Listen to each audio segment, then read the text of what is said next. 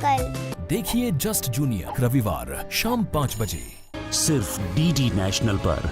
देश का पहला चैनल, देश का अपना चैनल।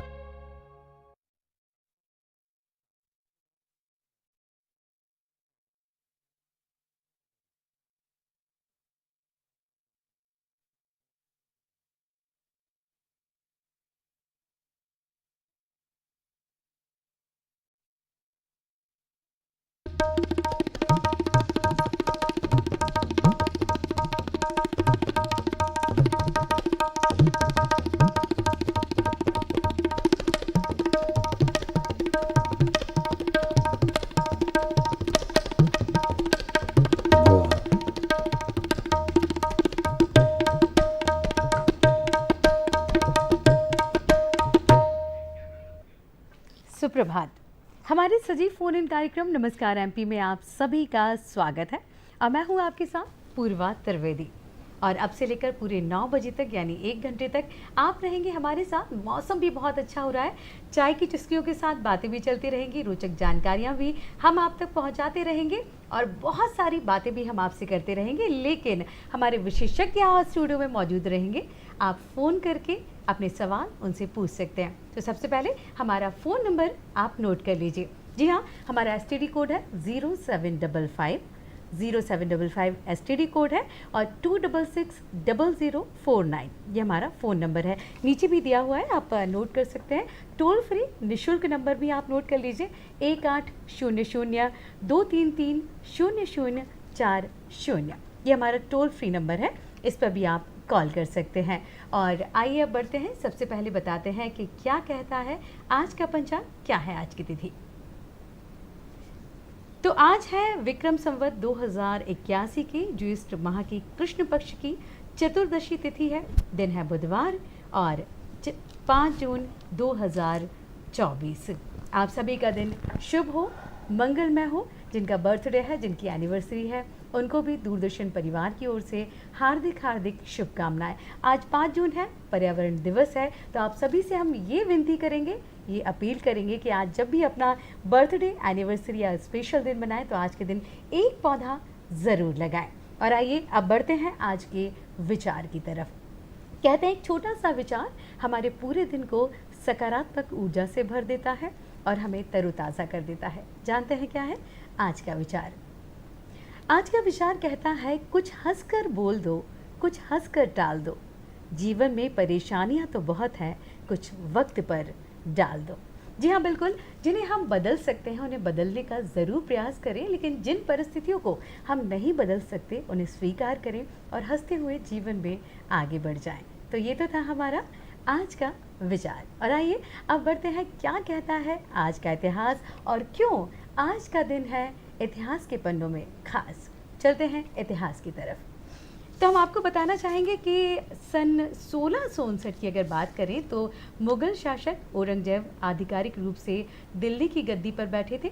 1857 में कानपुर अंग्रेज़ों के हाथों से निकल गया था और नाना साहिब को पेशवा घोषित कर दिया गया था।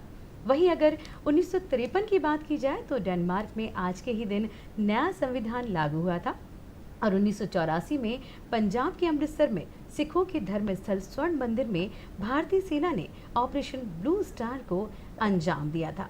वहीं 2013 में अमेरिकी जासूस स्नोडेन ने खुलासा किया था कि देश की राष्ट्रीय सुरक्षा एजेंसी लाखों लोगों के फ़ोन रिकॉर्ड जुटा रही है। और वहीं आपको बता दें कि आज है, जैसा कि हमने बताया, विश्व पर्यावरण दिवस। तो पर्यावरण की सुरक्षा और संरक्षण हेतु पूरे विश्व में आज 5 जून को ये दिन मनाया जाता है। वर्ष 1972 में पर्यावरण के प्रति वैश्विक स्तर पर राजनीतिक और सामाजिक जागृति लाने हेतु इस दिवस को मनाने की घोषणा संयुक्त राष्ट्र ने की थी। और जैसा कि हम बता दें आपको कि हर वर्ष इस दिन की एक अलग थीम रहती है और आज यानी 2024 की जो थीम है वो है हमारी भूमि हमारा भविष्य। संस्करण भूमि, बहाली, मरुस्थलीकरण और सूखे के प्रति ध्यान केंद्रित करने के लिए इस बार इस थीम को, इस विषय को चुना गया है। और आइए अब बढ़ते हैं और बताते हैं कौन विशेषज्ञ हमारे इस स्टूडियो में उपस्थित है और जिनका आपको बेसब्री से इंतज़ार है। जी हाँ, तो हम बताना चाहेंगे आपको कि आज श्री किशन सूर्यवंशी जी हमारे बीच यहाँ उपस्थित हैं। नमस्कार। नगर निगम अध्यक्ष हैं आप भोपाल के और मोटिवेशनल स्पीकर भी हैं। बहुत बहुत स्वागत है किशन जी आपका हमारे कार्यक्रम नमस्कार एमपी में। वही हम आपसे आपका परिचय करवाना चाहेंगे। डॉक्टर प्रेम कुमार श्रीवास्तव जी हमारे स्टूडियो में यहाँ उपस्थित हैं। बहुत बहुत स्वागत है आपका। आप वरिष्ठ वैज्ञानिक हैं। मध्य प्रदेश प्रदूषण नियंत्रण बोर्ड पर्यावरण विभाग में विगत 38 वर्षों से आप कार्यरत हैं और पर्यावरण विषय पर आपकी 3 पुस्तकें भी प्रकाशित हो चुकी हैं और 45 अंतर्राष्ट्रीय व राष्ट्रीय जर्नल्स में शोध पत्र भी पत्रिकाएं भी आपकी प्रकाशित हो चुकी हैं। बहुत बहुत स्वागत है आपका हमारे इस कार्यक्रम में। और अब दर्शकों आपको हमारे विषय से परिचय करा देते हैं। तो किशन जी आज हमारे बीच उपस्थित हैं, जैसा कि हमने बताया नगर निगम अध्यक्ष भी हैं, मोटिवेशनल स्पीकर भी हैं आप। तो आपसे हम चर्चा करेंगे क्या आधुनिकीकरण से हो रहा है पर्यावरण का विनाश। वहीं प्रेम जी हमारे बीच उपस्थित हैं, हम उनसे बात करेंगे कि बढ़ते प्रदूषण को कैसे हम नियंत्रण कर सकते हैं और प्रकृति की रक्षा हम कर सकते हैं। ये 2 विषय आज आपके समक्ष हैं और दोनों विषयों पर आप अपनी जिज्ञासा अपने सवाल हमें फ़ोन कर याद कर सकते हैं, हमारे विशेषज्ञों से पूछ सकते हैं। तो सबसे पहले किशन जी आपसे बात करेंगे, विषय पर आते हैं। क्या आधुनिकीकरण से हो रहा है पर्यावरण का विनाश? इस विषय पर चाहेंगे आपका प्रकाश। पूर्वा जी, विकास भी ज़रूरी है पर वो विकास हमारे पर्यावरण के अनुकूल हो, ये हम सभी की जिम्मेदारी है।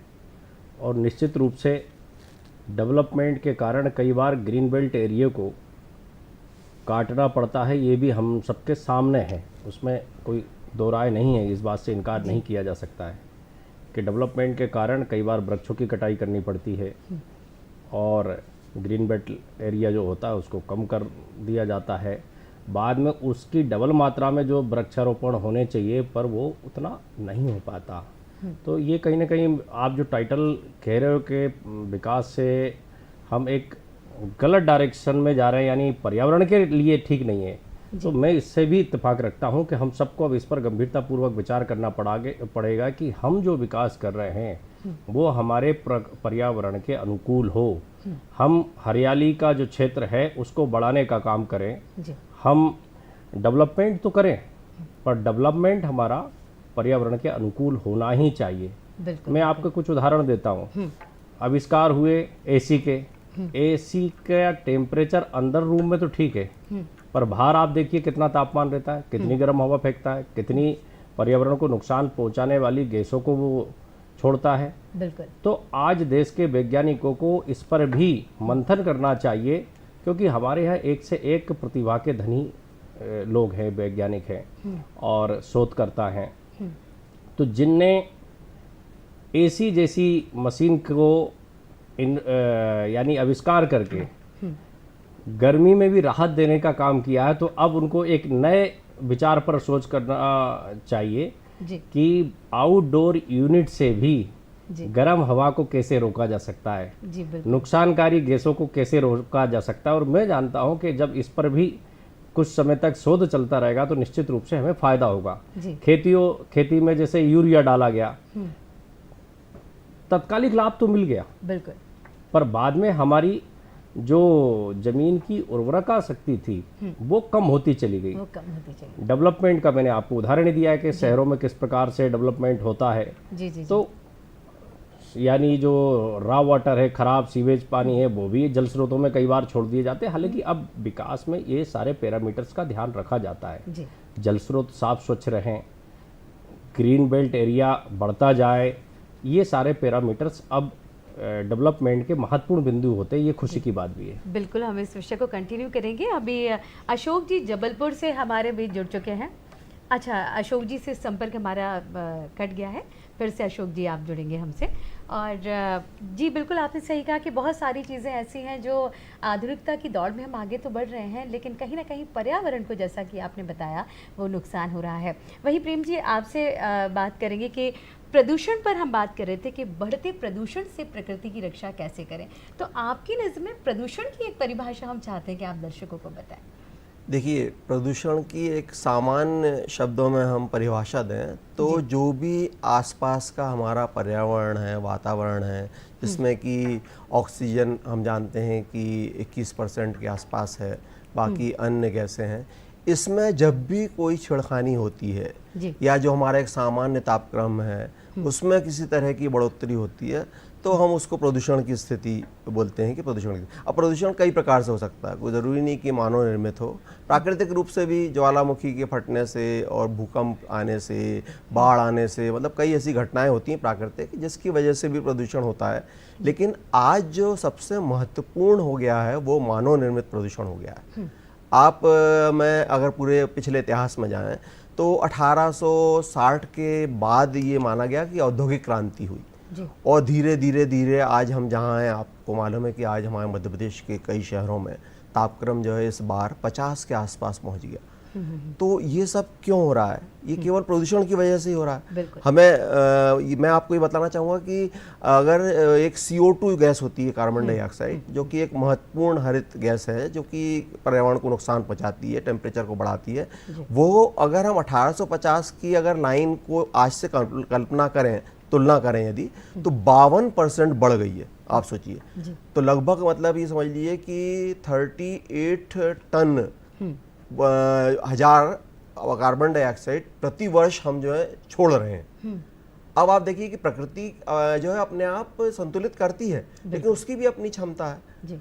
और चारों तरफ जो है पृथ्वी पर जो है वृक्ष कम हो रहे हैं, हमारे समंदर जो है वो दूषित हो रहे हैं, उसकी जो शैवाल थी, एल्गी थी, वो खत्म हो रही है, कोरल खत्म हो रहे हैं। तो ये अवशोषित करते थे जो चीज, यानी वो समंदर हुए या हमारे वृक्ष हुए, वो दूसरी तरफ कम हो रहे हैं और एक तरफ हम जो है कार्बन डाइऑक्साइड का और इस जैसी अन्य गैस मीथेन आदि का उत्पादन बढ़ा रहे हैं। तो ये असंतुलन की स्थिति होती है जिसकी वजह से प्रदूषण होता है और जिसका कि परिणाम आज हम झेल रहे हैं। बिल्कुल, और प्रदूषण की अब बात चल रही है, हालांकि सरकार बहुत सारे प्रयास करती है प्रदूषण को हटाने में और गंदगी हटाने में। वहीं हमारे बीच उदाहरण है किशन जी, जो भानपुर खंती का आपने बिल्कुल रूपांतरण बहुत अच्छे से किया है और उसको देखने लायक बनाया, उसके बारे में हम बात करना चाहेंगे। प्रदूषण की बात चलिए। देखिए, राजधानी भोपाल से जी बड़ी मात्रा में हर दिन कचरा इकट्ठा होता है। उस कचरे को कलेक्ट करके पहले भानपुर खंती में डंप किया जाता था। और हम सब इस बात से जानकार हैं कि भानपुर कचरे का ढेर बन गया था। आसपास का वहाँ पर पर्यावरण भी प्रदूषित हो रहा था, हमारे जो जल स्रोत है वहाँ भी दूषित पानी आने लगा था। उस एरिया से निकलो तो ऐसा लगता था कि बड़ी बदबूदार फीलिंग्स आती थी। तो ये क्या है? ये पर्यावरण प्रदूषण ही है। पर नगर निगम के नवाचारों ने, सभी के प्रयासों ने उसको आज कचरा मुक्त स्थान बना दिया है और एक बेहतरीन पार्क के रूप में उस स्थान को विकसित कर दिया गया है। आज वहाँ लोग टिफिन पार्टी करते हैं, सेल्फी पॉइंट के रूप में इस्तेमाल करते हैं और वो कचरे की जो खंती हुआ करती थी, कचरे का जो पहाड़ बन गया था, आज वो खूबसूरत पार्क है। तो इस प्रकार हमें इस पॉजिटिव डायरेक्शन में आगे बढ़ना पड़ेगा, तभी जाकर के हम जनता के साथ भी न्याय कर पाएंगे, शहर के साथ भी न्याय कर पाएंगे। जी बिल्कुल।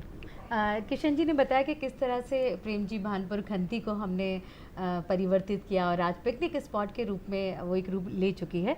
अगर यही बात दर्शक भी अपना लें, जो हमारी जनता है वो अपना लें, आसपास की ऐसी छोटी छोटी जगहें जहाँ उन्हें लगता है कि हाँ गंदगी निर्मित हो रही है, लेकिन उसको साफ सफाई करके कुछ इस तरह की चीज़ों में परिवर्तित कर दे, तो हम भी इसका प्रयास आगे कर सकते हैं। बिल्कुल बिल्कुल पूर्वी जी, आपने बिल्कुल सही कहा।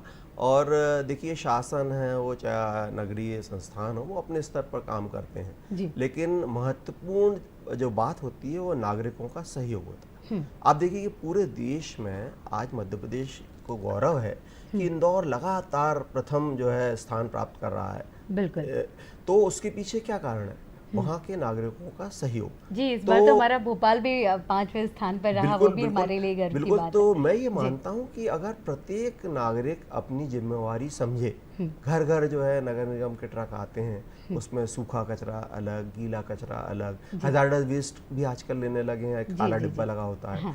तो अगर नागरिक ये चीज़ें अलग अलग करके दें तो मैं समझता हूँ कि प्रत्यक्ष या अप्रत्यक्ष रूप से वो पर्यावरण के सहयोगी होंगे, क्योंकि मिक्स होने के बाद पृथक्करण, segregation, it is a very difficult, बहुत मुश्किल कार्य है।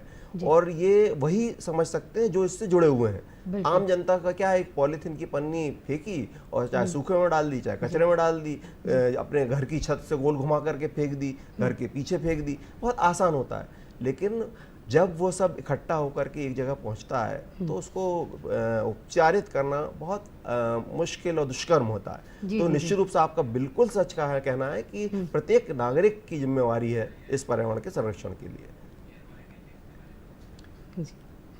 नहीं, बिल्कुल सही कहा आपने। इस तरह की जो चीज़ें हैं वो अगर हम सब आगे बढ़कर आएँ तो निश्चित रूप से एक परिवर्तन हम ला सकते हैं।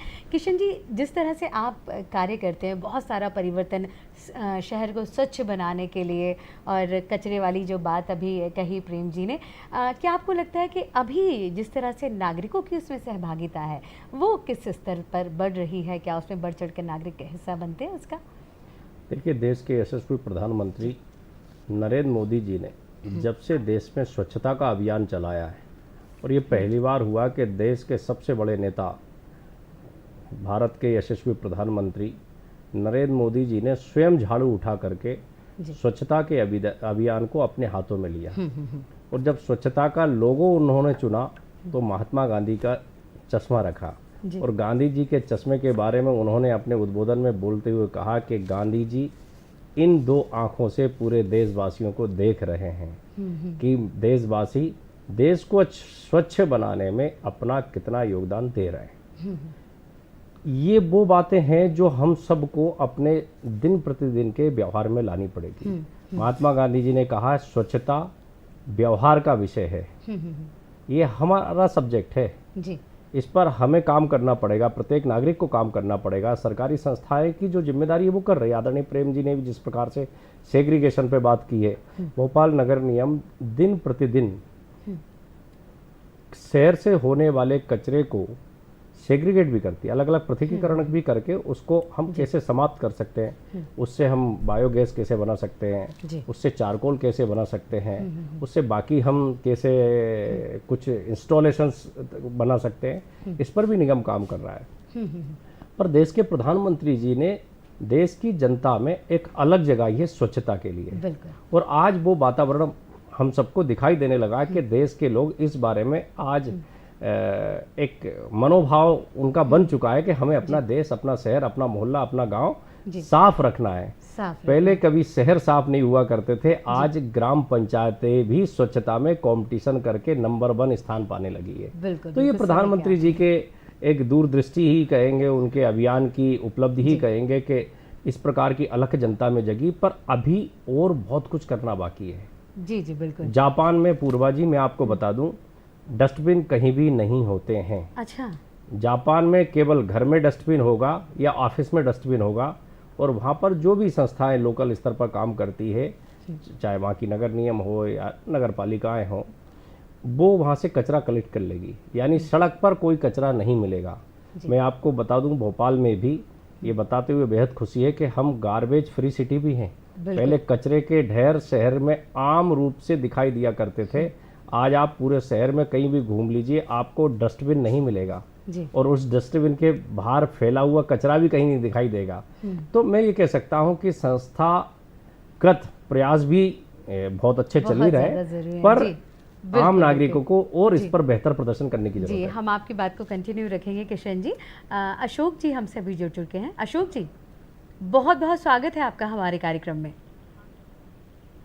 हेलो अशोक जी, आप क्या पूछना चाहते हैं? जी मैडम जी, मैं ये जानना चाहता हूँ सर से कि सर जो विकास तो हो रहा है, लोग बड़ी बड़ी बिल्डिंग बना रहे हैं, घर बन, हम वृक्षों के बारे में बताना चाहते हैं। जी जी जी बताइए, पूछिए। तो उससे क्या लोग झाड़ पेड़ काट देते हैं सर, और अधिकतर झाड़ पेड़ काट के उनको फेंक देते हैं, ना कोई झाड़ पेड़ लगाते ही नहीं है। तो इसके लिए वन विभाग को चाहिए कि उसके कठोर से कठोर कार्रवाई करें। इसके लिए क्या कदम उठाए जा रहे हैं? जैसे तिलवारा घाट रोड पर कोई नहीं जाता था वहाँ, अब वहाँ पर देखो जरा कितनी गंदगी मच रही है, सारे झाड़ पेड़ काटे जा रहे हैं। जी, जिस तरह से वृक्षों को नुकसान हो रहा है, आधुनिकता के लिए हम वृक्ष काट रहे हैं लेकिन दोबारा से उनको नहीं लगाते हैं। वहीं अशोक जी क्या है, जबलपुर से जुड़े हैं अशोक जी हमसे। अशोक जी, आपकी चिंता बिल्कुल जायज है, और यही चिंता वृक्षों को भी बचाएगी और हमारे पर्यावरण को भी बचाएगी। निश्चित रूप से पेड़ों के काटने के संबंध में शासन के नियम पर्याप्त है। कोई भी बिना वजह किसी पेड़ को काटेगा तो ये दंडनीय अपराध है, और अगर उसकी शिकायत हो जाती तो उनको कठोर सजा तक मिलती। इस प्रकार के प्रावधान हैं हमारे। पर फिर भी हम सबको वृक्षारोपण पर भी और फोकस करते हुए काम करना पड़ेगा। आज मैं राजधानी वासियों के स्वभाव की एक तारीफ करना चाहूँगा। भोपाल आज सबसे ज़्यादा हरियाली से भरा हुआ क्षेत्र है। अगर हम इसको ऊपर से देखें तो हमें कोई बिल्डिंगें नहीं दिखाई देती है, हरियाली ही हरियाली दिखाई देती है। जी जी ये भोपाल के नागरिकों के प्रयासों के कारण ही है। बिल्कुल। हर बार लोग बारिश के समय बड़ी मात्रा में वृक्षारोपण जहाँ स्थान हो मिलता है वह करती है। सामाजिक संस्थाएं भी इसमें बहुत महत्वपूर्ण भूमिकाएं निभाती है। नगर निगम ने भी पूर्वाजी लार्ज स्केल पे प्लांटेशन किए हैं। जी, जी, हमने कई पहाड़ियों को पूरा के पूरा हरा कर दिया। आप जाएंगे कलियासोट के पास जी। और नेहरू नगर से लगी हुई जो पहाड़ी है आप देखेंगे तो हमने कम से कम 10-15 एकड़ में पूरा ग्रीन कवर कर दिया। आपने नगर वन योजना नगर वन योजना करी, जी, जी, नमो वन योजना लाए। जी, जी, जी। तो हम सबका प्रयास तो है, इसमें आम जनता को और बढ़ चढ़कर हिस्सा लेना चाहिए। बिल्कुल। तो अशोक जी, सुना आपने कि किस तरह से सरकार तो अपने प्रयास कर ही रही है, विभाग तो अपने प्रयास कर रहे हैं, लेकिन हम सबको भी अपनी भागीदारी इसमें सुनिश्चित करनी है और वृक्षों को लगाना है। कहते हैं कि 10 कूप समावापी 10 वापी समो हृदय, यानी 10 कुओं के बराबर एक बावड़ी होती है, 10 बावड़ियों के बराबर एक तालाब होता है और 10 तालाब के बराबर एक पुत्र होता है और 10 पुत्र के बराबर एक पेड़ को संज्ञा दी गई है। आप सोचिए कितना इम्पोर्टेंट होता है हमारे लिए। तो हम आपसे नहीं, सभी से अपील करेंगे कि पेड़ों के लगाने में भी जो हमारी भागीदारी है हम सबको प्रयास मिलकर करना होगा। प्रेम जी, हम बात कर रहे हैं पर्यावरण प्रदूषण से रिलेटेड। भारत सरकार का मिशन लाइफ जो है उसके बारे में भी हम आपसे जानना चाहेंगे। ये बहुत महत्वपूर्ण अभियान है और सभी जानते हैं कि आदरणीय प्रधानमंत्री जी द्वारा 20 अक्टूबर जो है 2022 को ये केवड़िया में जब कार्यक्रम हुआ था तब ये प्रारंभ किया गया था और इसका मतलब मूल मंत्र है लाइफ स्टाइल फॉर मिशन। मतलब लाइफ स्टाइल फॉर एनवायरनमेंट, माफ कीजिएगा, लाइफ स्टाइल फॉर एनवायरनमेंट। मतलब कि हम अपनी लाइफ स्टाइल को ऐसा तब्दील करें, बदलें कि एनवायरनमेंट प्री हो। तो उसके 7 अंग जो हैं वो चिन्हित किए गए हैं, जिसमें कि विभिन्न अंगों के साथ हम अपने जीवन शैली को बदल सकते हैं और पर्यावरण प्रभावी बना सकते हैं। तो एक एक करके हम चर्चा करते रहेंगे उसमें। जैसे एक रिड्यूस वेस्ट है, जैसा किशन जी ने बताया कि एक तरीका ये भी है कि पूरे शहर से जो कंटेनर ही अलग कर दिए तो ऑटोमेटिकली कंटेनर अलग हो जाएंगे। तो कहीं का ना कहीं इंसान ही सोचेगा कि यार मेरे को वेस्ट जो है अपना कम जनरेट करना चाहिए। तो जहाँ तक हो सके हम रिसाइकल की ओर जाएं, रीयूज की तरफ जाएं। अपने वो पुराने ज़माने में जो कपड़े के थैले लेके जाते थे, तो मेरे को ध्यान है कि जब हमारी पैंट खराब हो जाती थी तो हमारी माता राम उस पैंट को फेंकती नहीं थी, उसको फाड़ कट करके सिलके और उसको थैले में तब्दील कर देती थी। कई दिनों तक वो चलती रहती थी। तो आप देखिए कि उस थैले से कितनी सारी चीजें बच रही हैं। वो वृक्ष बच रहे हैं, वो पन्नी का उपयोग नहीं हो रहा है, हम कॉटन को बचा रहे हैं जो एक नेचुरल रिसोर्स है। तो इतनी सारी चीज़ों को हम बचा पाते थे। तो वही है कि हमें किसी ना किसी रूप में अपना व्यर्थ को कम करना है। दूसरी तरफ आप जानते हैं कि आज की तारीख में इलेक्ट्रॉनिक का ज़माना है। हर जगह नए नए मोबाइल फ़ोन, लैपटॉप और हर 5 साल में ये उपभोक्तावादी जो संस्कृति है वो जानबूझ के हमारे जितने भी उत्पादक हैं वो ऐसे आते हैं कि 5 साल में खराबी हो जाते हैं। तो उसको भी हमें थोड़ा सा देखना पड़ेगा कि जब आवश्यक हो तभी बदलें। ये नहीं कि एक शौक में नया मॉडल आ गया तो हमें बदलना जरूरी है। तो उसके ऊपर प्रधानमंत्री जी ने जो है ध्यान दिया है एक अंग के रूप में। तो अब एक एक करके हम और जब आप चर्चा करेंगे तो और विभिन्न जो अंग है उनके बारे में हम चर्चा करते हैं। बिल्कुल सही कहा आपने। बहुत सारी ऐसी चीजें हैं किशन जी जो हमारे बीच में ऐसी हम जानते हैं कि हमको नुकसान पहुंचा रही हैं, लेकिन उसके बाद भी हम उपयोग करते हैं। एक और प्रश्न निकल के आता है अगर हम आधुनिकता की बात करते हैं कि डेवलपमेंट हो रहा है, बड़ी बड़ी बिल्डिंग्स खड़ी हो रही हैं और आप देख रहे हैं कि प्लांटेशन जैसा कि भोपाल की तो हमने बात की बहुत ज़्यादा हो रही है, लेकिन कहीं ना कहीं लोगों को परेशानी होती है कि उसके कारण जो जल निकासी है या पानी की जो समस्या है, सीवेज की समस्या है, वो भी हमारे लोगों को बीच में देखने की मिलती है। इसका क्या हम स्थायी हल जो है कर सकते हैं? और पूर्वा जी मैं आपको बता दूं ये कि एक तो जो कंक्रीट से बनने वाली सड़कें हैं ये भी हमारे ज़मीन के तापमान को बढ़ाने का बहुत ज़्यादा काम करती है। बिल्कुल सही कहा। परत दर परत सीमेंट कंक्रीट की सड़क हम बनाते चले जा रहे हैं और अगर 15-20 साल बाद उस सड़क की टोटल अगर मोटाई हम देखें तो कई बार वो 3-4 फीट से ज़्यादा हो जाती है। तो आप कल्पना कर सकते हैं कि पूरे शहर में जो कंक्रीट का जाल हमने बिछा रखा है सभी शहरों में या अमूमन डेवलपमेंट के लिए, उसकी परत कितनी मोटी हो गई है और सीमेंट कंक्रीट कितना गर्म करता है गर्मी के दिनों में हम सबको पता है। जी इसके विकल्प पे हमें जाना पड़ेगा। मैंने अपने क्षेत्र में एक प्रयोग किया जी कि सड़कें हम पेविंग ब्लॉक से बना सकते हैं क्या। पेविंग ब्लॉक से ग्राउंड वाटर रिचार्ज भी होता है जी और अगर पेविंग ब्लॉक 8-10 साल में खराब भी होता है तो वो रिप्लेस हो जाएगा, थिकनेस आपकी वही रहेगी। जी जी जी तो हमें वैकल्पिक विकास पर भी जाना जी, पड़ेगा। जी, जी, जी। हमारे वाटर रिसोर्स की आपने बात कही, कुएं, बावड़ी, तालाब की बात कही। जी।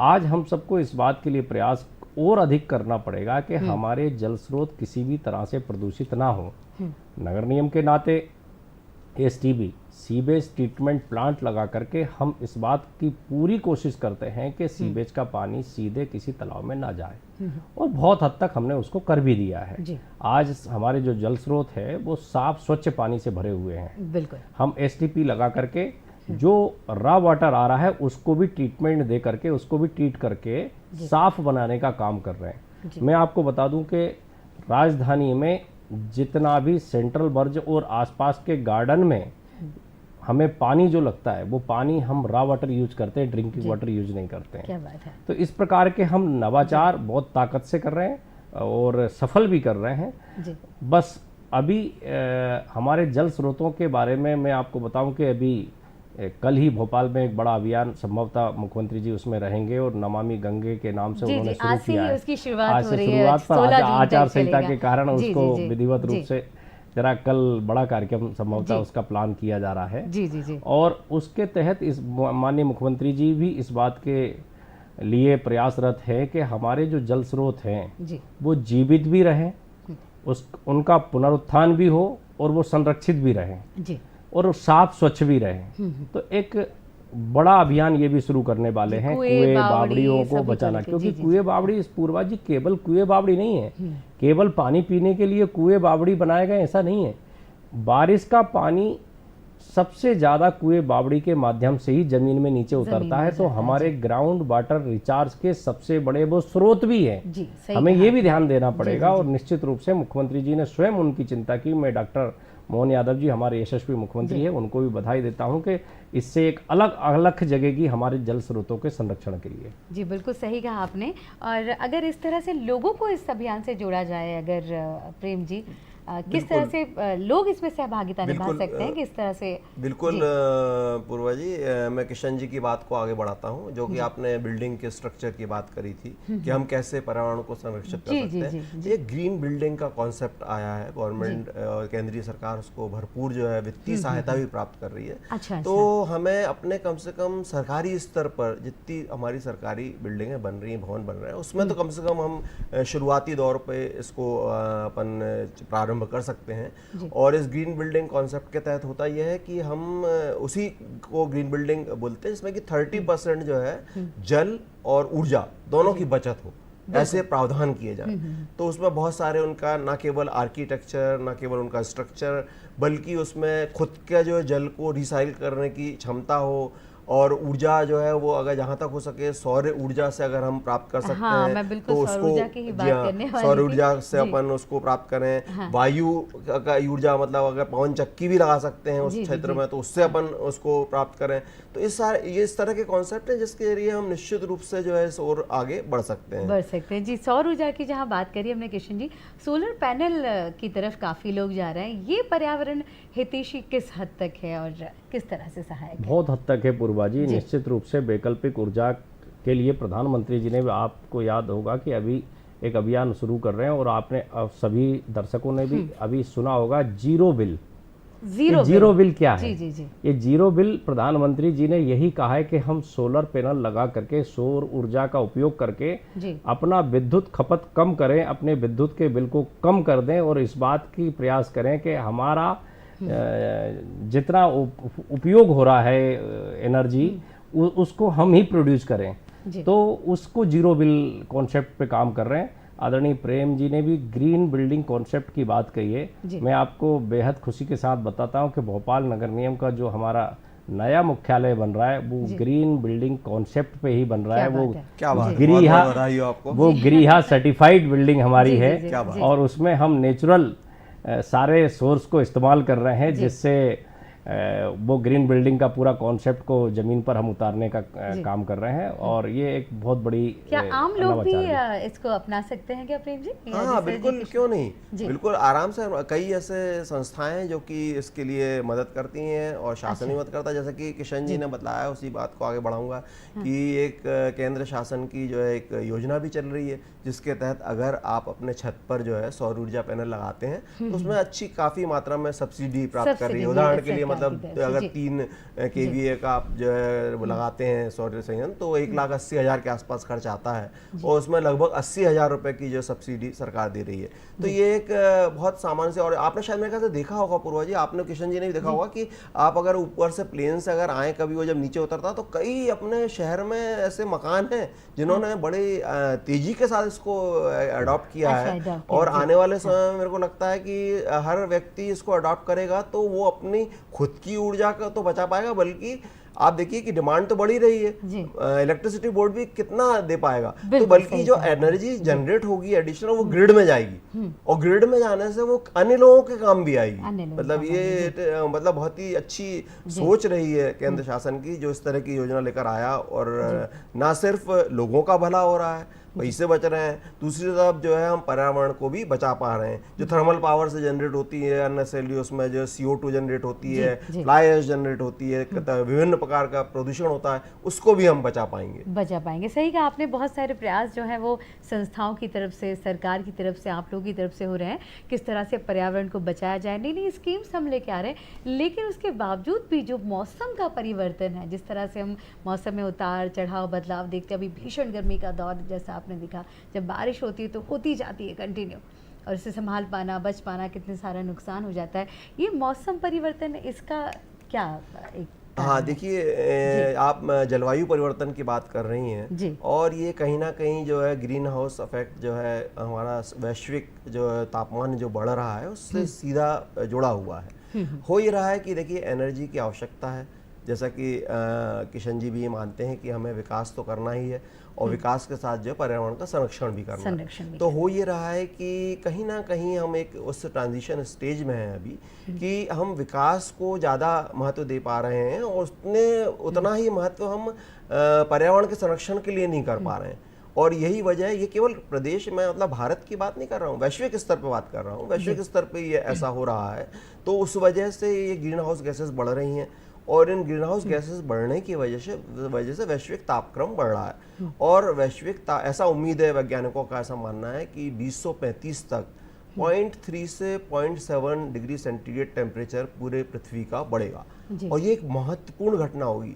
ये अंकों में 0.3 या 0.7 लग रहा है, लेकिन आप कल्पना कीजिए कि यदि ऐसा होता है तो हमारे कई शहर, हमारे देश के कई शहर के जो है वो आजू बाजू जो समुद्र के किनारे हैं, उनका एक बहुत बड़ा भाग जो है, जो भूभाग जो है वो समुद्र में मर्ज हो जाएगा। तो ये इसके दुष्परिणाम है ना। और दूसरी तरफ आप, जैसे आपने बोला कि जलवायु परिवर्तन, देखिए आमतौर पे हम क्या करते हैं कि वैश्विक जो तापक्रम बढ़ रहा है इसको जलवायु परिवर्तन से जोड़ के देखते हैं, लेकिन जलवायु परिवर्तन थोड़ा सा अलग है, भिन्न है। जलवायु परिवर्तन क्या होता है कि एक पर्टिकुलर जगह पे, एक ही जगह पे लगातार जो है तापमान, वहाँ की आर्द्रता, वहाँ की वायु वेग आदि का अगर बदलाव होता है तो हम उसे जलवायु परिवर्तन के रूप में देखते हैं। और ये भी एक बहुत महत्वपूर्ण घटना है। आपको मैं इसका एक उदाहरण देकर के, व्यवहारिक उदाहरण देकर के समझाऊं कि हमारे हिमाचल में, जहाँ पे कि जम्मू में, जहाँ पे सेब की खेती होती है, अब आप देखिए पिछले 10-15 साल में ये स्थिति हो गई है कि जिस ऊंचाई पर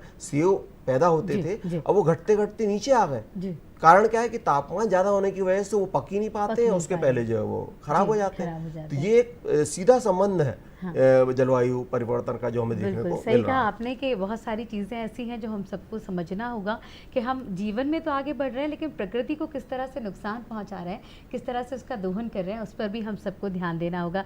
कहते हैं किशन जी, भय बिन प्रीत ना होवे, तो कहीं ना कहीं अगर इस तरह की चीज़ें नागरिक तक होती है कि नहीं इस तरह से ये जुर्माना होगा या ये पनिशमेंट होगी या पेड़ काटेंगे तो हमको ये भुगतना होगा, आज आप यहाँ उपस्थित है हमारे बीच में, बताइए किस किस तरह से अगर पर्यावरण को नुकसान पहुँचाते हैं तो कहाँ व्यक्ति शिकायत कर सकता है और किस तरह से उनमें जुर्माने लगाए जाते हैं? अगर कोई पर्यावरण को नुकसान पहुंचाता है जी तो सीएम हेल्पलाइन में भी शिकायत की जा सकती। जी वो संबंधित शाखाओं को जिससे संबंधित है, जिस विभाग से संबंधित है, वहाँ वो शिकायत ट्रांसफ़र कर दी जाती है। नगर निगम में भी टोल फ्री पे हमारी शिकायत कर सकते हैं, जी तो उस पर भी हम काम करते हैं। और आपने कहा भय बिन प्रीत ना होई, जी तो मैं आपको बता दूं कि जो लगातार पर्यावरण को नुकसान पहुंचाने का काम करते हैं, गंदा करने का काम करते हैं, गंदगी फैलाने का काम करते हैं, बड़ी मात्रा में हम लोग स्पॉट फाइन भी करते हैं हर जी, दिन। जी, हर हाँ। दिन स्पॉट फाइन करते हैं ऐसे लोगों पे। जी। और ये वही भय है जिसके कारण लोग अपने स्वभाव में बदलाव लाएंगे जी जी और आवश्यकता पड़ेगी तो ऐसे लोगों के लाइसेंस भी निरस्त करेंगे जो लगातार पर्यावरण के अनुकूल व्यवहार नहीं कर रहे हैं या गंदा करने का काम कर रहे हैं। एक बार उसको हम स्पॉट फाइन करते हैं, दूसरी बार स्पॉट फाइन करते हैं और तीसरी बार भी अगर हमें स्पॉट फाइन करना पड़ा तो उनका लाइसेंस निरस्त कर दिया जाता है। तो इस प्रकार का भी प्रोविज़न है, उस पर भी काम करते हैं। जी मैं खुशी के साथ बताता हूँ कि आम नागरिकों के व्यवहार में भी स्वच्छता का जो समावेश बढ़ता जा रहा है, बढ़ता जा रहा है, बिल्कुल जागरूकता बढ़ती जा रही है। बिल्कुल। और लोग आज देखिए पहले यहाँ वहाँ गंदा कर देते थे, आज वो नहीं करते हैं। नहीं और ये जो हमारी आने वाली जनरेशन है, आप देखिए छोटे बच्चे अपने माता पिता को तक रोक टोक देते हैं अगर वो गंदा फेंके, पापा आपको ये नहीं करना चाहिए, रोड पे नहीं फेंकना चाहिए। बिल्कुल, बिल्कुल। यही स्कूल और पीढ़ी हमारे विद्यालय लिए से आने वाले समय में इस अभियान को और बढ़ाएगी और देश को स्वच्छ करेगी। जी, बिल्कुल हम इसे किशन जी। कंटिन्यू करेंगे। अभी प्रेम जी हमारे साथ प्रदीप साहू जी भोपाल से जुड़ चुके हैं। प्रदीप जी बहुत बहुत स्वागत है आपका। जी मैडम नमस्कार। जी पूछिए। नमस्कार नमस्कार। जी मैं ये पूछना चाहता हूँ कि प्रदूषण जो है वो 3 तरह का होता है, लैंड, वाटर और एयर। तो तीनों तरह के जो पॉल्यूशन में सबसे ज्यादा हार्मफुल कौन सा प्रदूषण होता है और तीनों प्रदूषण की अलग अलग प्रकृति से कैसे रक्षा करेंगे? एक तो मेरा ये है। जी और ये बताइए कि जो क्लाइमेट चेंज है इसका सबसे ज्यादा इफेक्ट किस तरह के पॉल्यूशन पर पड़ रहा है, बताइए प्लीज। देखिए, जहाँ तक आपने ये पूछा है कि लैंड, वाटर और एयर में कौन सा प्रदूषण ज़्यादा महत्वपूर्ण है, मैं तो इसको समान रूप से मानता हूँ, क्योंकि ये सभी जो है पारिस्थितिक तंत्र के एक महत्वपूर्ण अंग हैं। और अगर इसमें एक में भी गड़बड़ी होती है तो पूरा इकोसिस्टम आपका गड़बड़ा जाता है। तो ये तो मतलब आने कोई ऐसा कहना गलत होगा कि एक पर्टिकुलर लैंड पॉल्यूशन ही महत्वपूर्ण है या जल प्रदूषण ही महत्वपूर्ण है या एयर प्रदूषण महत्वपूर्ण है। ये तो तीनों बराबरी के ही हैं, इसमें कोई उसकी बात नहीं है। दूसरा पार्ट क्या था साहू जी का मैडम? जी Climate कि change। क्लाइमेट चेंज हाँ, जो है, जलवायु जी, परिवर्तन जी, की बात कर रहे हैं। तो देखिए, जलवायु परिवर्तन के बारे में मैंने अभी बात करी और देखिए जो आज हो रहा है, आप भी देख रहे हैं कि सऊदी अरब में कभी बारिश नहीं होती थी, वहाँ जोरदार बारिश हो रही है, एयरपोर्ट बंद हो जा रहे हैं। यही जलवायु प्रदूषण परिवर्तन है। एक्चुअली क्या होता था कि अभी तक हम बात कर रहे थे कि भाई पेड़ पौधे लगाओ, इस तरह के कार्य करो, इस तरह की योजना बनाओ जिससे कि हम प्रदूषण को बचा सकें। अब क्या बात करने का वक्त खत्म हो गया है, अब करने की बात है। बिल्कुल। मैं तो ये अपन यानी वृक्षारोपण बहुत अच्छी चीज़ है, मैं तो उसके आगे की बात कर रहा हूँ कि अब वृक्षारोपण करना भी जो है वो 10-15 साल बाद के प्रदूषण के बचाने की बात करेंगे हम आज अगर करेंगे, क्योंकि एक वृक्ष को बड़े होने में 10 से 12 या 15 साल लगते हैं जब वो 1 से 2 टन कार्बन डाइऑक्साइड जो है अवशोषित कर पाता है। तो बहुत देर हो चुकी होगी। अब हमें थोड़ा आगे काम करना है। जैसे कि माननीय कृष्ण जी ने बोला था कि जैसे एसी की बात करी थी सर ने कि एसी के लिए ऐसी कोई तकनीक विकसित की जानी चाहिए कि उससे कि अपने को मतलब वो भी मिले, ठंडक भी मिले और पर्यावरण भी जी, दूषित ना नुकसान हो। तो हमें जो मिशन लाइफ है उसका एक अंग है। आप देखिए कि हमारे प्रधानमंत्री की कितनी गजब की सोच है। जो हम बात कर रहे हैं वो ऑलरेडी उसमें शामिल है। वो ही कह रहे हैं कि अपनी लाइफ स्टाइल को बदलिए, आप बिल्डिंग का स्ट्रक्चर ऐसा बनाइए कि कम से कम एसी की आवश्यकता हो। 26 डिग्री पर एसी चलाइए, 21-18 पे मत चलाइए।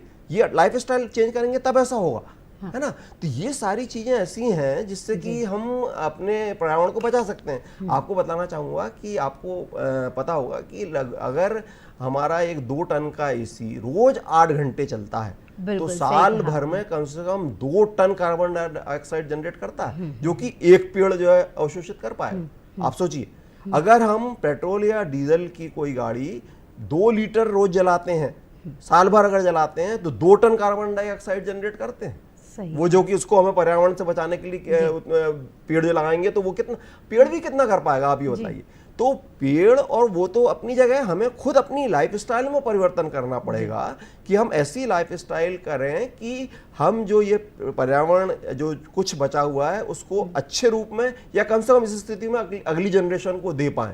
ये हमारे लिए महत्वपूर्ण है। जी, सुविधाओं का उपयोग करें लेकिन पर्यावरण को नुकसान ना हो इस हद तक ना बिल्कुल। किया जाए। आपको पूर्व जी ध्यान होगा कि अब अचानक जो है मोटे अनाज की बात होने लगी। भाई क्यों होने लगी मोटे अनाज की बात? प्रधानमंत्री जी ने अंतर्राष्ट्रीय स्तर पर मोटे अनाज की बात करी। अब G20 आया था, वहां पे अतिथिगण आए थे, उनको मोटे अनाज परोसा गया। अब भाई हमारा तो मूलतः भारतवर्ष का अनाज मोटे ही अनाज है। ये गेहूं चावल तो थे ही नहीं हमारे, ये सब विदेशी लेकर आए हैं और हमें खिलाना शुरू किया। और हमारा मोटा अनाज जो है इसलिए अच्छा था क्योंकि कम पानी की जरूरत पड़ती थी, जरा से पानी में उग जाता था वो, उसमें प्रोटीन बहुत ज्यादा मात्रा में हुआ करता था, कार्बोहाइड्रेट नहीं होते थे जो हमारे शुगर को बढ़ा रहे हैं और शरीर का पेट हमारा आगे बढ़ा रहे हैं। ऐसी स्थिति नहीं बनती थी जिसके लिए फिर हम एक्सरसाइज कर रहे हैं, जिम जा रहे हैं, एसी जिम जा रहे हैं, तो मतलब खुद का तो विकास कर रहे हैं, पर्यावरण का नुकसान कर रहे हैं। सही कहा आपने। बहुत ऐसी छोटी छोटी चीज़ें हमारी रूटीन लाइफ में होती हैं, हम इनका उपयोग तो करते हैं लेकिन ध्यान नहीं दे पाते कि इससे नुकसान क्या हो रहा है। बिल्कुल, अब जैसे एसी की बात कही किशन जी, हम लाखों रुपए खर्च करके एसी लगाते हैं लेकिन 1 साल के लिए, 2 साल के लिए, 3 साल के लिए कब तक उसकी लाइफ होती है। लेकिन वही अगर एक छोटा सा पौधा हम रोप दें तो ज़िंदगी भर के लिए वो हमें ठंडी हवा देगा। वही काम जो 1 लाख में हो रहा है वो आपका 10 रुपये के पौधे में बहुत ज़्यादा अच्छा आगे की पीढ़ी के लिए भी हो सकता है। किशन जी, बहुत अच्छी बात अभी प्रेम जी ने हमको बताई किस तरह से नुकसान हो रहा है अभी। किशन जी, ई वेस्ट या वेस्ट की हम बात करें, उसको लेकर भी आप लोग बहुत काम कर रहे हैं। जिस तरह से एक अलग पार्क आपने डेवलप किया है, वीणा का निर्माण किया है, वो कहीं ना कहीं लोगों के लिए उदाहरण है कि किस तरह से हम कचरे का उपयोग भी सोना बनाने में कर सकते हैं। उसके बारे में हम आपसे बात करना चाहेंगे। आप प्रधानमंत्री जी की दूरदृष्टि देखिए जी कि उन्होंने कहा कचरे से कंचन। जी, यानी ऐसा कोई क्षेत्र नहीं है जो प्रधानमंत्री जी ने छुआ ना हो, और वहाँ पे नए नए नवाचार कैसे हो सकते हैं, उन नवाचारों से हम नागरिकों को क्या लाभ दे सकते हैं, ऐसे छोटे छोटे पहलुओं पे तक प्रधानमंत्री जी ने चिंतन किया है। और जब उन्होंने कचरे से कंचन के लिए देशवासियों को प्रोत्साहित किया तो आप देखिए कि सभी देश भर में इस प्रकार के प्रयास हुए कि जो हमारा रॉ मटेरियल है उससे हम रियर मटेरियल क्या तैयार कर सकते हैं जी। और भोपाल में भी इसके हमने बहुत सार्थक प्रयास किए।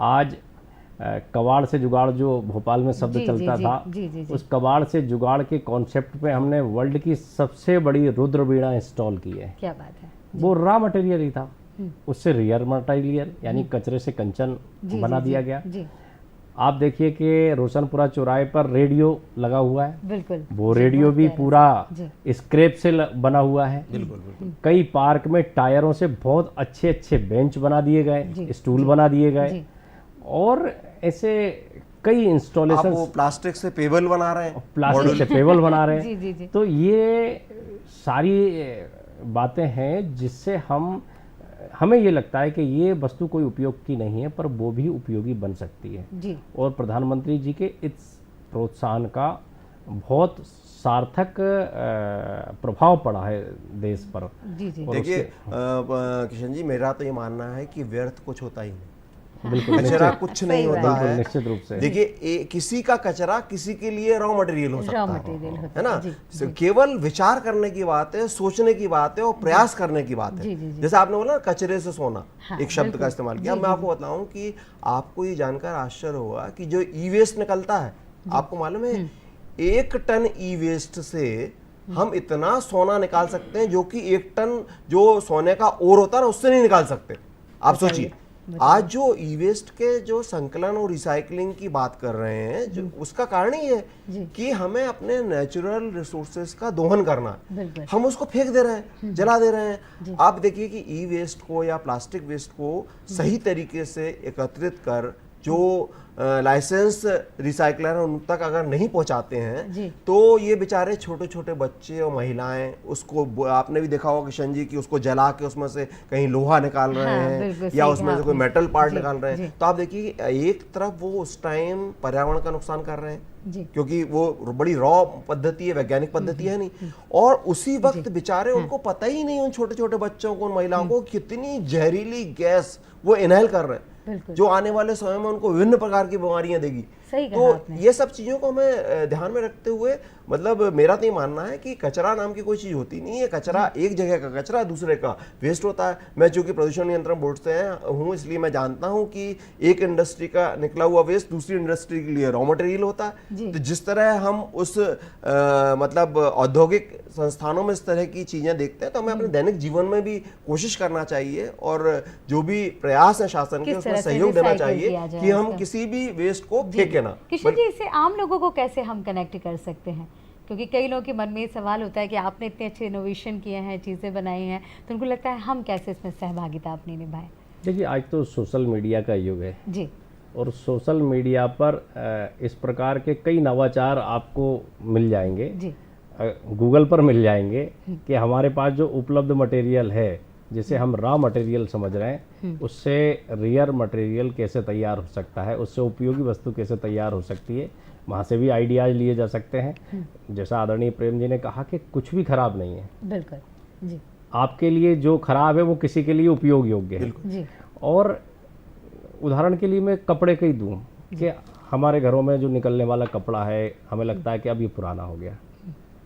शहर में इस प्रकार के नवाचार भी हुए हैं कि नेकी की दीवार बना करके वो कपड़े टांग दिए जाते हैं, रख दिए जाते हैं, और उस नेकी की दीवार से जिसको जरूरत है वो वहां से ले लेता है। जी जी जी। तो बिल्कुल मैं इस बात का पक्षधर हूँ कि कुछ भी खराब नहीं होता है जी। आपको जो लग रहा है वो आपके लिए उपयोगी नहीं है, वो किसी के लिए उपयोगी हो सकता है। बिल्कुल सही कहा आपने। और दर्शकों, आपको भी बताना चाहूंगी कि नेकी की दीवार एक ऐसा कॉन्सेप्ट है जो जगह जगह नगर निगम द्वारा भी और लोगों द्वारा भी ये चीज़ निर्मित की गई है। अगर आपको लगता है ये चीज़ आपके लिए उपयोगी नहीं है, चाहे आपके जूते चप्पल हों, चाहे बैग्स हों, बुक्स हों, कपड़े हों, लेकिन वो किसी और के लिए बहुत ज़्यादा उपयोगी हो सकते हैं। तो अगर आपके आसपास भी इस तरह का कोई नवाचार नहीं है तो आप भी कॉलोनी के लोग मिलके, मोहल्ले के लोग मिलके इस तरह का नवाचार कर सकते हैं ताकि और लोग इसका लाभ उठा सकें।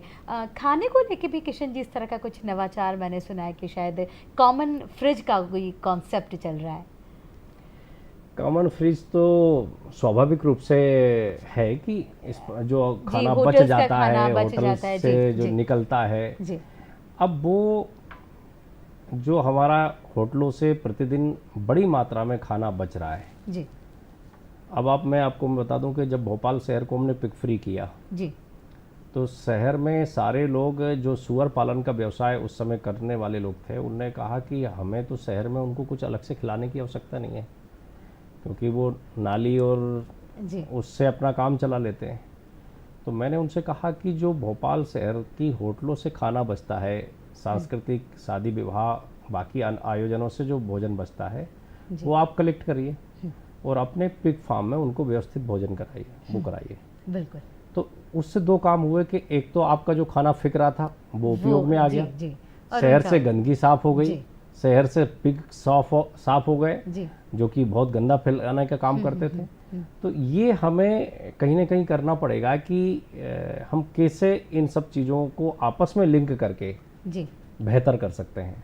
बिल्कुल। और कई बार जैसे कम खाना बचा तो आसपास की बस्ती में हम उसको वितरित कर सकते हैं जी। तो इस प्रकार के लगातार हमें प्रयास करने चाहिए, एक दूसरे के सहयोग से जो है इस तरह से हम। बल्कि मैं इस सर की बात को आगे बढ़ाना चाहूँगा कि आज कई ऐसे मतलब संस्थाएं हैं और कई ऐसे मतलब समाज हैं जिनने तो बड़ी सख्तता बरती है इसमें। मैं एक विवाह सम्मेलन में गया था और वहाँ पे मैंने देखा कि यहाँ पे जो प्लेट रखने की जगह थी ना किशन जी, वहाँ एक आदमी कट्टा लिए खड़ा हुआ था अच्छा। हाँ, और जिसकी थाली में प्लेट में बचता था ना, तो बड़ी सहजता के साथ बोलता था कि सर हमने वहाँ पे लिखा था कि केवल उतना ही भोजन लें जितना आपको आवश्यक है, प्लीज 100 रुपए दे दीजिए। एक नॉमिनल चार्ज था वो 100 रुपए को मायने रखता है। लेकिन आप देखिए कि मैं दावे के साथ कहता हूं कि जिस व्यक्ति का 100 रुपए की वो पर्ची कटी होगी ना, जिंदगी में कभी वो दोबारा जो है खाना सही बात है, सही बात है। किसी तरह के इस तरह के नवाचार अगर हमको समाज को सुधारने के लिए, लोगों को सुधारने के लिए करना पड़े तो निश्चित रूप से कहीं ना कहीं गलत नहीं कहलाते हैं, क्योंकि इनसे हमें ज़रूर एक सीख मिलती है। अभी बंजर भूमि या भूमि की बात की जाए प्रेम जी, तो किस तरह से भूमि में भी परिवर्तन आ रहा है, उसके विषय में भी हम आपसे बात करना चाहेंगे। देखिए, बंजर भूमि को तो वृक्षारोपण करके प्रयास किए जाते हैं, लेकिन आजकल शासन ने योजना बनाई है कि कई गतिविधियां ऐसी हैं जो कि बंजर भूमि पे की जा सकती हैं। तो आज लैंड यूज बदलते हुए हम बंजर भूमि पे उस तरह की गतिविधियों को प्रोत्साहित करते हैं। आपको उदाहरण देना चाहूँगा कि हमारे कई ऐसे उद्योग हैं और कई ऐसे औद्योगिक क्षेत्र हैं जिनको कि मान लीजिए जल की आवश्यकता नहीं होती है, तो उनको ऐसे औद्योगिक उद्योगों को, ऐसे औद्योगिक क्षेत्रों को ऐसे बंजर भूमि पर हम बसा रहे हैं। अब जहाँ तक आप बंजर भूमि बनती कैसे है उसकी बात करें, तो आप देखिए कि जैसा कि किशन जी ने शुरुआत में बोला था कि यूरिया डालने से हमें थोड़े समय के लिए तो फसल मिलती है और बाद में बतानी पड़ती। ये एक बहुत महत्वपूर्ण चीज़ बोली थी सर ने। आप देखिए कि मतलब बगैर सोचे समझे यूरिया डालना, बगैर सोचे समझे उर्वरकों का छिड़काव करना, बगैर सोचे समझे अंधाधुन भूगर्भ से जल निकालना, ये सारी चीजें लॉन्ग टर्म में जो है बंजर की भूमि की तरफ बढ़ाती हैं। आज मध्य प्रदेश के एक बहुत बड़े बेल्ट में आपने भी देखा होगा किशन जी, बचपन में जो चीज़ अपने को देखने नहीं मिलती वो आज देखने को मिल रही है कि धान उत्पादन हो रहा है। आप देखिए, अब धान उत्पादन यदि सतही जल से हो रहा है तो ठीक है किशन जी, लेकिन क्या लालच बड़ी बुरी चीज़ होती है। किसान को अगर मान लो नहीं मिलेगा सतही जल तो वो तो बोरवेल से इस्तेमाल करने लगेगा। तो बोरवेल से जो नीचे के तत्व है, नीचे के खनिज है, वो आपके सतह पे आ जाएंगे, वो साल्ट बनाएंगे और आपकी भूमि को बंजर बना देंगे। बिल्कुल सही कहा आपने। और बहुत सारी चीज़ें जो है हमको याद आता है कि पर्यावरण के प्रति या जागरूक होते हैं किशन जी, सिर्फ 5 जून ही क्यों सिर्फ 5 जून ही क्यों, हम बहुत सारे लोग, हमारे दर्शक देख रहे होंगे, सोशल मीडिया पर दिन भर 5 जून की बधाइयाँ दी जाएंगी, सीख दी जाएगी, लेकिन घरों से निकलकर या बाहर निकलकर एक पौधा लगाने की जहमत उठाना वो कहीं ना कहीं मुश्किल होगा सभी के लिए। और उसके लिए प्रयास करने में लोग ज्ञान तो देंगे लेकिन आगे नहीं आएंगे। कहीं ना कहीं हमको लगता है कि हम बहुत सारी चीज़ें जानते सब हैं, लेकिन जी पहले एक कॉल लेते हैं हम। जी हमारे साथ एक कॉलर जुड़ चुके हैं। हेलो बालाराम जी, बहुत बहुत स्वागत है आपका। बालाराम जी पूछिए, क्या पूछना चाह रहे हैं? मैं इस कार्यक्रम के माध्यम से जानकारी देना चाहता हूँ, जो किसान भाई हैं जो अनावश्यक रूप से खाद का इस्तेमाल करते हैं, उनके लिए मैं टीवी के माध्यम से, कार्यक्रम के माध्यम से एक जानकारी देना चाहता हूँ कि नैनो यूरिया और नैनो डीएपी खाद जो अपन डाल रहे हैं वो जमीन के अंदर जा रहा है, और जो नैनो यूरिया और नैनो डीएपी जो आया है शासन की तरफ से आया है, पूर्णतः जो शासकीय जगह पे ही मिलता है, जो सोसाइटी है वो वहाँ पे। तो मैं किसान भाइयों से निवेदन करता हूँ कि नैनो डीएपी और नैनो यूरिया जो खाद की बोरी काम करती है वैसे ही ये दोनों काम करते हैं। तो मैं कार्यक्रम के माध्यम से निवेदन करता हूँ कि आप अनावश्यक रूप से रासायनिक खाद का प्रयोग नहीं करके जो केवल छिड़काव करता है, जो अपने वो जमीन को बहुत ही सुंदर संदेश बालाराम जी आपका, बहुत महत्वपूर्ण जानकारी, और सभी ने इस जानकारी को सुना होगा और हम चाहेंगे कि अपने जीवन में भी इस चीज़ को ज़रूर अपनाएं। तो किशन जी हम बात कर रहे थे उसकी, अब मैं चाहूँगी कि 5 जून का दिन पर्यावरण दिवस से पर्यावरण आज का दिन बनकर ना रह जाए, अच्छा सा संदेश हम चाहते हैं। जैसे कार्यक्रम की शुरुआत में ही मैंने कहा था कि महात्मा गांधी जी ने कहा कि स्वच्छता हमारे व्यवहार का प्रतिदिन का विषय है, उसी प्रकार से पर्यावरण की रक्षा भी हमारे प्रतिदिन का विषय है, हमारे व्यवहार का विषय है, यही करना पड़ेगा। अगर आपका समय हो तो मैं 1 मिनट में एक चीज़ और जोड़ूंगा कि हमारा पहले जो भारत के अंदर कल्चर था वो प्रकृति के अनुरूप था। किसान गाय भैंस बैल पालते थे, गोबर निकलता था, वो गोबर की खाद हमारे खेत में जाती थी, उन्हीं पशुओं से दूध मिलता था। जी। वो पशु जंगल में जाके चरते थे। कई प्रकार की जड़ी बूटी का भी पशु सेवन करते थे गाय, बिल्कुल, जी। और वो दूध हमारे लिए पौष्टिक था। यानी बुखार आ जाए तो गर्म दूध में हल्दी डाल करके पी लीजिए, कैसे ही बुखार वो चला जाता था। जी जी, सर्दी दूर हो जाती सर्दी थी, दूर हो बिल्कुल, जाती थी। जी जी। और हमारी जो खाद वाली गोबर खाद है, गोबर खाद से ज़्यादा फसल अच्छी होती थी। जी। जहाँ पर मैं तो चूंकि किसान परिवार से हूँ, तो मैंने खुद जो महसूस किया है कि गोबर खाद की ट्रायलीज खेत पर जहाँ पूरी उतार दी जाती थी जी। और वहाँ कुछ दिन वो पड़ी रहे, बाद में उसको बिखराया जाता था, तो उस स्थान पर फसल ज्यादा बड़ी होती थी, बिल्कुल ज्यादा सही कहा हरियाली आपने कि भरी होती हमारे थी। जो पुराने लोग अगर कुछ चीजें अपनाते थे तो उनका कुछ ना कुछ, जी, फर्टिलाइजर जो वैज्ञानिक कल्चर आधार भी आया है, रहता अब था, आप जी। देखिए कि गांव में भी दूध के पैकेट आने लगे हैं। हाँ। गांव में दूध के पैकेट बिल्कुल आने सही लगे। कहा। तो और ये हमें अपने जी। व्यवहार में लाना पड़ेगा, वापस पर्यावरण अनुकूल सही हमें कहा व्यवहार किशन जी। में लाना पड़ेगा। समय कम है, लेकिन विषय इतना वृहद है कि हमारे एक कार्यक्रम में से समेट पाना बहुत मुश्किल है। लेकिन दर्शकों, जितना हमारे विशेषज्ञों ने आपको बताया, अगर उतना ही हम अपने जीवन में उतार पाएँ तो निश्चित तौर पर अपनी प्रकृति के लिए बहुत कुछ कर सकते हैं। आप दोनों का बहुत बहुत धन्यवाद इतनी तमाम जानकारियों के लिए और हमारे शो में आने के लिए। और दर्शकों, आप सभी को भी नमस्कार और पर्यावरण दिवस की हार्दिक शुभकामनाएं। एक पेड़ जरूर लगाएं और अपने दिन का शुभारंभ करें। नमस्कार।